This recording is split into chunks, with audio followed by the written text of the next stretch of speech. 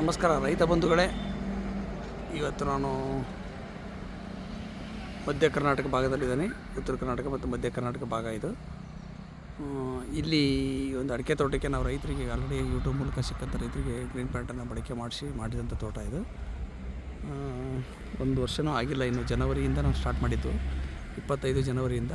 ಈಗ ನಾನು ಬಂದಿರೋದು ನವಂಬರ್ ತಿಂಗಳಿದು. ಈ ತೋಟದಲ್ಲಾಗಿರೋಂಥ ಬದಲಾವಣೆಗಳನ್ನು ನೋಡಿರಿ.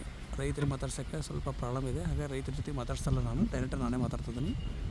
ಹಾಗೆ ಅಬ್ಸರ್ವ್ ಮಾಡಿರಿ, ಗ್ರೀನ್ ಪ್ಯಾಂಟಲ್ಲಿ ಏನೇನು ಅನುಕೂಲತೆ ಆಗ್ಬೋದು ಅನ್ನೋದನ್ನು ಊಹೆ ಮಾಡ್ಕೊಳ್ರಿ. ಈ ವರ್ಷ ಅವರೇ ಹೇಳ್ತಿರೋದು ಇಳುವರಿ ಚೆನ್ನಾಗಿ ಬಂದಿದೆ ಸರ್, ಡೆವಲಪ್ಮೆಂಟ್ ಭಾಳ ಚೆನ್ನಾಗಾಗಿದೆ. ಸ್ವಲ್ಪ ನಮಗೆ ಅಳಿಲು ಕಾಟ ಭಾಳ ಇತ್ತು, ಅಳಿಲು ಕಾಟನೂ ಸಹಿತ ಹತೋಟಿ ಆಗಿದೆ.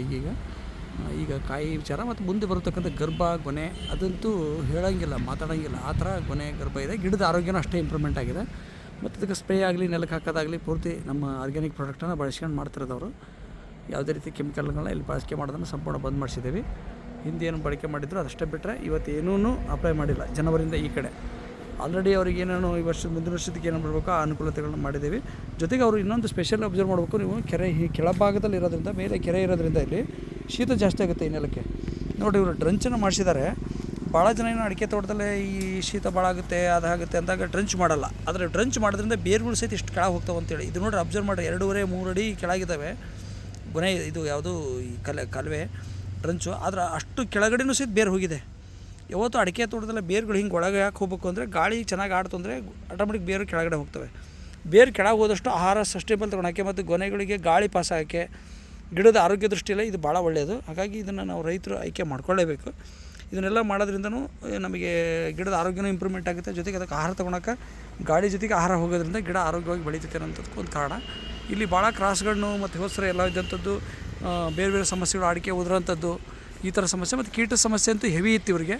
ಆ ಹೆವಿ ಕೀಟ ಸಮಸ್ಯೆ ಇದ್ರೂ ಸಹಿತ ಸಂಪೂರ್ಣ ಕೆಮಿಕಲ್ ಫ್ರೀಯಾಗಿ ಇವತ್ತು ಮಾಡ್ಕೊಂಡು ತೋಟನ ಮಾಡಿದ್ದಾರೆ. ಇವತ್ತು ನಾನು ಇದಕ್ಕೆ ಸ್ಪ್ರೇ ಮಾಡ್ಸೋಕ್ಕೆ ಅಂತೇಳಿ ಆಲ್ರೆಡಿ ಕೊಟ್ಟಿದ್ದೇವೆ. ಇವತ್ತು ಆ ಸ್ಪ್ರೇ ಕೊಡೋಕ್ಕಂತ ಬಂದ ಹೊತ್ತಾಗ ನಾನು ಇವತ್ತು ನಾರ್ಮಲಾಗಿ ವೀಡಿಯೋ ಮಾಡ್ಕೊತಿದ್ದೀನಿ. ಯಾಕಂದರೆ ಕೆಲವೊಂದು ಕಡೆ ಏನಾಗ್ತದೆ, ನಾನು ವೀಡಿಯೋಗಳನ್ನ ಇಟ್ಕೊಂಡು ರೈತರು ಯಾರು ಏನು ಅಂತ ಹೇಳಿದ ತಕ್ಷಣ ಅದನ್ನು ಬಂದು ಕನ್ಫ್ಯೂಸ್ ಮಾಡೋದು, ಅಥವಾ ನಮ್ಮ ಗ್ರೀನ್ ಪ್ಯಾಂಟ್ನವರೇ ಕೆಲವರು ಅವ್ರನ್ನ ದಾರಿ ತಪ್ಪಿಸೋದು, ಅಥವಾ ಕೆಲವರು ನಾನು ಹಂಗೆ ಕೊಡ್ತಿದ್ದೆ, ಅಥವಾ ಇದು ನೋಡಿಬೇಕು ಅದು ನೋಡಿಬೇಕು, ಈ ಥರ ಮಾಡಿದ್ದಾರೆ ಆ ಥರ ಮಾಡಿದ್ರೆ ಅಂತ ಹಿಂದೆ ಬಂದು ಮಿಸ್ಗೈಡ್ ಮಾಡೋಂಥದ್ದು ಕೆಲವರು ಆಗ್ತಾ ಇರೋದ್ರಿಂದ ದಯವಿಟ್ಟು ನಾನು ತಪ್ಪು ತಿಳ್ಕೊಬೇಡ್ರಿ. ಅವ್ರ ನಂಬರು, ಅವ್ರ ಹೆಸರು ಸಹಿತ ಹೇಳೋಕೆ ಬೇಜಾರಾಗ್ತಾಯಿದೆ ಈಗ. ಆಮೇಲೆ ಕೆಲವು ಕಡೆ ಅಂತೂ ರೈತರನ್ನ ಕೆಲಸ ಮಾಡೋಕ್ಕೂ ಬಿಡ್ತಾಯಿಲ್ಲ. ಕೆಲವರು ಅವ್ರ ಕೆಲಸ ಬಿಟ್ಟು ಇವ್ರಿಗೆ ಹೇಳ್ಕೊಂತ ಕೊಡ್ಬೇಕು, ಆ ಪರಿಸ್ಥಿತಿ ಇರೋದ್ರಿಂದ ಕೆಲವ್ರು ಬೇಜಾರು ಮಾಡ್ಕೊಂಡು, ಸರ್ ನಮ್ಮ ಹೆಸರು, ನಮ್ಮ ಊರು, ನಮ್ಮ ಇದನ್ನು ಹೇಳೋದೇ ಬೇಡ ಸರ್, ಬೇಕಾದ್ರೆ ಹಾಗೆ ನಾರ್ಮಲಾಗಿ ಮಾತಾಡೋಣ ಅನ್ನೋ ವಿಚಾರಕ್ಕೆ ಅಷ್ಟು ಬೇಜಾರಾಗಿಬಿಡ್ತಾರೆ ಕೆಲವು ರೈತರು. ಹಾಗಾಗಿ ಆ ಥರನೂ ತೊಂದರೆ ಕೊಡಬಾರ್ದು. ಯಾಕಂದ್ರೆ ನಾವು ಒಬ್ಬ ರೈತರಾಗಿ ಇನ್ನೊಬ್ಬ ರೈತರಿಗೆ ತೊಂದರೆ ಆಯಿತು ಅಂದರೆ ಅವ್ರು ಬೇರೆ ಕೆಲಸ ಮಾಡೋಕ್ಕಾಗಲ್ಲ. ಹಾಗಾಗಿ ಅವ್ರ ನಂಬರ್ ಕೊಡೋದ್ರಿಂದ ಈ ಥರ ತೊಂದರೆ ಆಗುತ್ತೆ. ಹಾಗಾಗಿ ನಾನು ಅದನ್ನು ಹೇಳೋದನ್ನು ಬಂದ್ ಮಾಡಿದ್ದೀನಿ. ನನ್ನ ಯೂಟ್ಯೂಬಲ್ಲೇ ಇವತ್ತಿನ ತನಕ ಎಲ್ಲ ರೈತರ ನಂಬರ್ ಸಮೇತ ಕೊಡ್ತಾಯಿದ್ದೆ ನಾನು.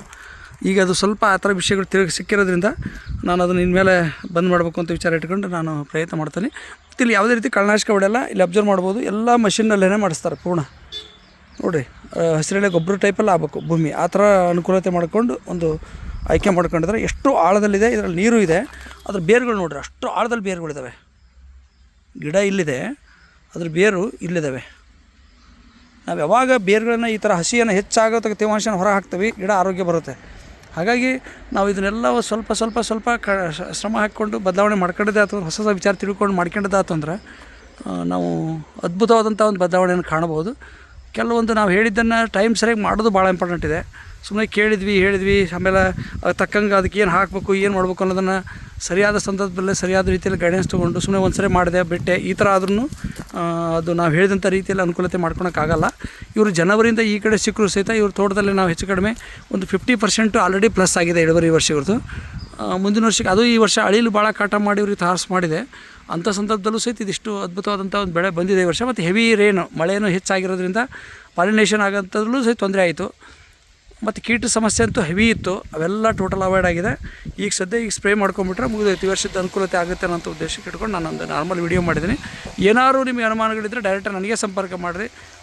ಬೇಕಂದ್ರೆ ರೈತರು ಡೈರೆಕ್ಟಾಗಿ ನನ್ನ ಲೈನಿಗೆ ತೊಗೊಂಡು ಮಾತಾಡ್ತೀನಿ. ನಿಮಗೆ ಅನುಮಾನ ಇದ್ದರೆ ಆದರೆ ಅವ್ರ ಹೆಸರು, ಅವ್ರು ಯಾವ ಊರು, ಏನು ನಂಬರು ಇನ್ಮೇಲೆ ನಾನು ಟೋಟಲ್ ಬಂದ್ ಮಾಡ್ತಾಯಿದ್ದೀನಿ. ದಯವಿಟ್ಟು ಕ್ಷಮಿಸ್ರಿ. Thank you.